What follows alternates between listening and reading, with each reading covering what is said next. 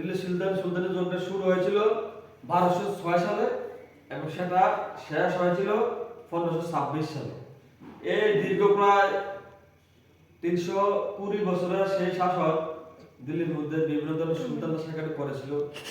এই দিল্লি সুলতানি যুগকে সেখানে 5টা রাজবংশের মধ্যে ভাগ করা হয়েছিল।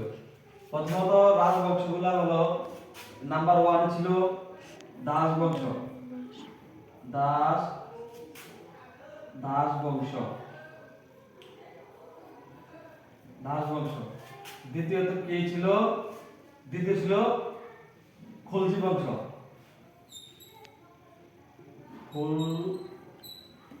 খলজি বংশ। 3 নম্বর ছিল কি? 3 নম্বর ছিল তুগলক বংশ, তুগলক বংশ।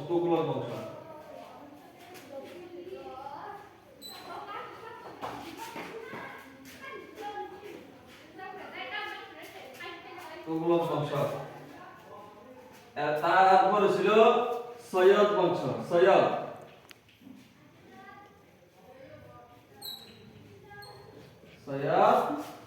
বংশ। লাস্টে ছিল দিল্লির শেষ সুলতানি বংশ, সেটার নাম ছিল লোদি বংশ। লোদি, ঠিক আছে? এই 5টা রাজবংশকে তো আমরা একদিনে আলোচনা করতে অনেক টাইমের ব্যাপার, সময় ব্যাপার। সেখানে আজকে আমরা আলোচনা করব একটা রাজবংশের মধ্যে কারা কারা সুলতান হিসেবে সেখানে শাসন করেছিল। এখানে আজকে আলোচনা করব দাস বংশের সুলতানদের নিয়ে। দাস বংশ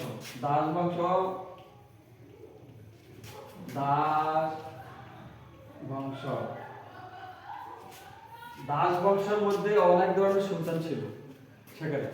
দাস বংশের মধ্যে প্রথমত ছিল কুতুবউদ্দিন আইবক।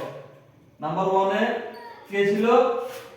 যিনি দাস বংশের শুরু করেছিলেন, কুতুবউদ্দিন আইবক, এবং তিনি সুলতানি যুগের প্রথম সুলতান। কুতুবউদ্দিন আইবক।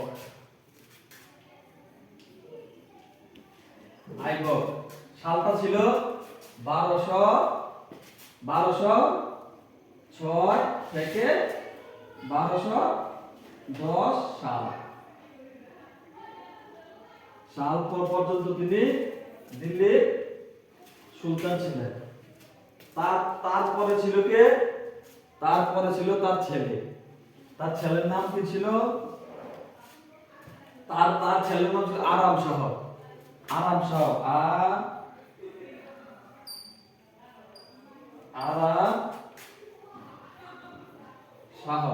তিনি দিল্লি সুলতান শাসন করেছিলেন অনেক মাত্র 1 বছরই।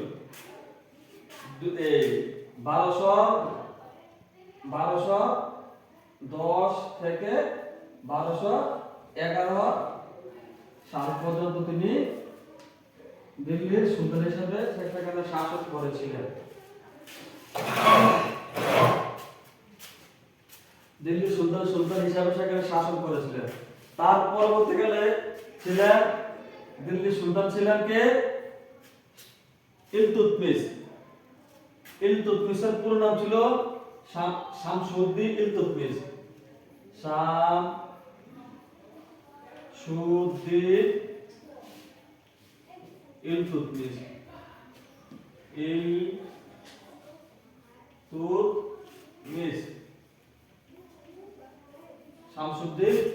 ইলতুৎমিশ। তিনি শাসন করেছিলেন 1211 থেকে 1236 সাল পর্যন্ত। তিনি প্রায় দীর্ঘদিন ধরে দিল্লিতে তার শাসন কার্য পরিচালনা করেছিলেন। ঠিক আছে? এরপরে ছিল কারা? একে একে আমি আরো বলবো না, অনেকে ছিল।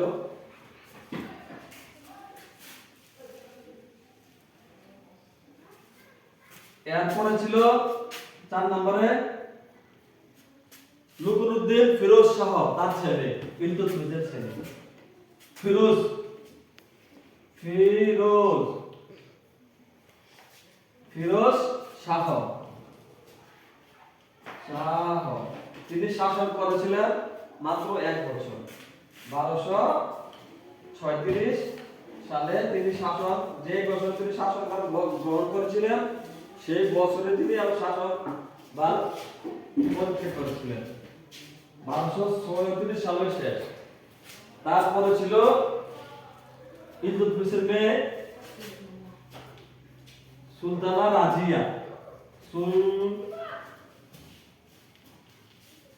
সুলতানা রাজিয়া রাজিয়া তিনি শাসন করেছিলেন 1236 থেকে 1240 সাল পর্যন্ত। তারপরে ছিলেন কে? তারপরে ছিলেন কে? বাহরাম শাহ। তারপরে ছিলেন বাহরাম। তারপরে ছিলেন কে? বাহরাম শাহ। বাহরাম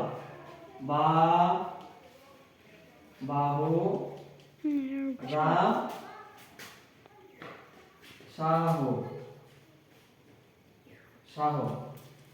তিনি শাসন করেছিলেন 1240 থেকে 1242 সাল পর্যন্ত। ঠিক আছে, সাল পর্যন্ত তিনি দিল্লিতে শাসন করেছিলেন। তারপর পরবর্তীকালে যিনি শাসক ছিলেন তার নাম ছিল কি? মাসুদ শাহ। মাসুদ শাহ তিনি দিল্লিতে শাসন করেছিলেন 1242 সাল থেকে 1246 সাল পর্যন্ত।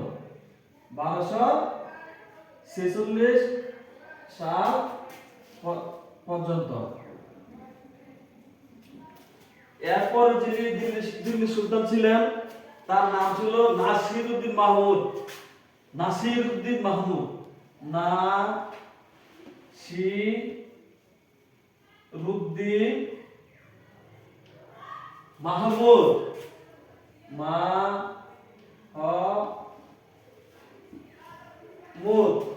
তিনি দিল্লিতে শাসন করেছিলেন প্রায় অনেক বছর ধরে। 1246 থেকে 1266 সাল পর্যন্ত। 1266 সাল পর্যন্ত তিনি দিল্লিতে শাসন করেছিলেন। এরপরে দিল্লিতে যিনি রাজবংশের শাসক ছিলেন তিনি অনেক বিখ্যাত, গিয়াসউদ্দিন বলবন। তার নাম ছিল কি? পরবর্তীকালে নাসিরউদ্দিন মাহমুদের পরে ছিলেন গিয়াসউদ্দিন বলবন। গিয়াসউদ্দিন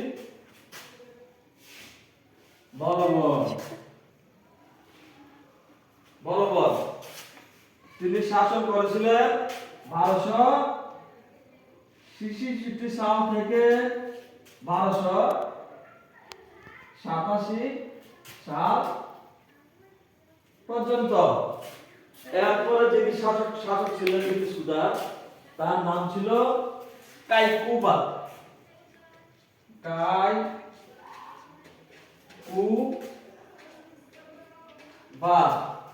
তিনি ছিলেন রাজবংশের শেষ সুলতান। 1287 থেকে 1290 সাল পর্যন্ত তিনি দিল্লির শেষ দাস সুলতান ছিলেন। এর পরবর্তীকালে দাস সাম্রাজ্য ধীরে ধীরে শেষ হয়ে যায় এবং নতুন একটি বংশের আবির্ভাব ঘটে। সেই বংশটির নাম ছিল খুলজি বংশ। আমরা পরবর্তীকালে খুলজি বংশ সম্পর্কে বিস্তারিতভাবে ক্লাস করব এবং আজকের ক্লাস মোটামুটি এখানে শেষ করছি। পরবর্তীকালে তোমরা আরো অন্যান্য ক্লাস সহ দেখতে পাবে। ঠিক আছে।